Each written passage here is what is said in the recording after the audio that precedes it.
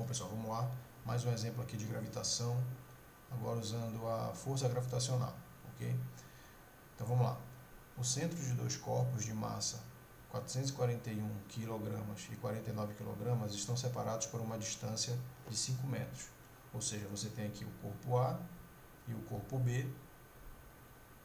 O corpo A tem 441 kg, o corpo B tem 49 kg. Eles estão distantes de 5 metros. Calcular a que distância de um deles deve ser colocado um outro corpo de massa 2, ou seja, o corpo C de massa 2 kg, de modo que seja nula a resultante das forças gravitacionais que atuam sobre esse corpo C. Então, o esquema mostra que você tem um corpo A, um corpo B. Obviamente, sem considerar o corpo C, o que nós temos? O corpo A exerce força no corpo B e o corpo B exerce força no corpo C. E eles estão separados de 5 metros. Quando você coloca um corpo C aqui no meio, a força gravitacional também vai continuar atuando. E agora você tem o corpo A fazendo força no corpo C, assim como o C faz força no corpo A. O corpo B faz força no corpo C, assim como o corpo C faz força no corpo B. O problema é saber a que distância nós devemos colocar esse corpo C do corpo A e do corpo B, de modo que a força resultante que atua sobre ele seja zero. Ou seja, a força que A faz em C e a força que B faz em C a resultante tem que ser igual a zero.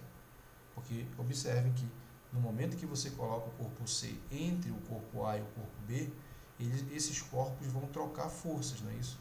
B vai exercer força em C e C vai exercer força em B. Da mesma coisa, o A vai exercer uma força no C e o B e o C exercem uma força no A. Tanto que nós conseguimos ver aqui as setas indicando essas forças, né? Aqui, olha, você tem a força que B exerce em C, aqui eu tenho a força que A exerce em C. Como elas estão em sentidos opostos aqui, né? O problema é saber justamente isso. Qual é a posição que o C deve ser colocado para que a resultante entre essas duas forças aqui seja nula, ou seja, seja igual a zero.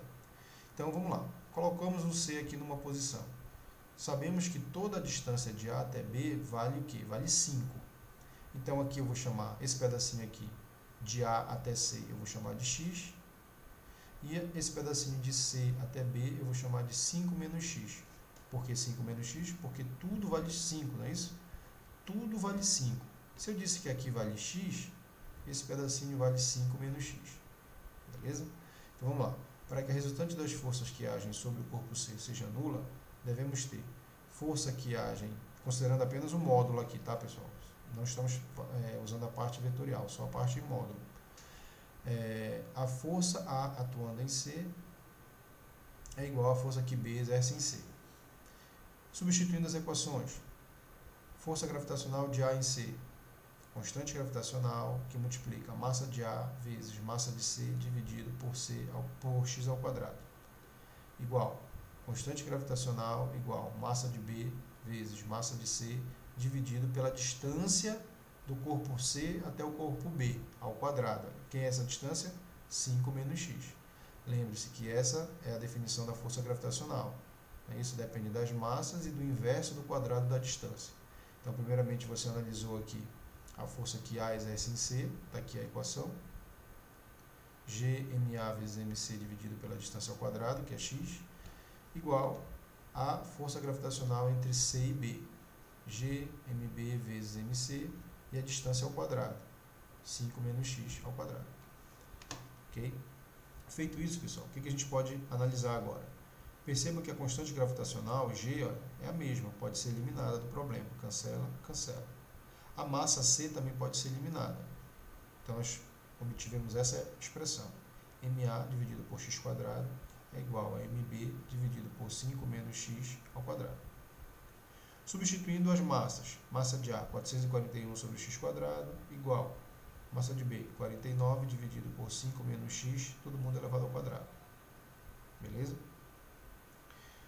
O que nós podemos fazer? Você pode simplificar, né? Você pode simplificar essa expressão da seguinte maneira.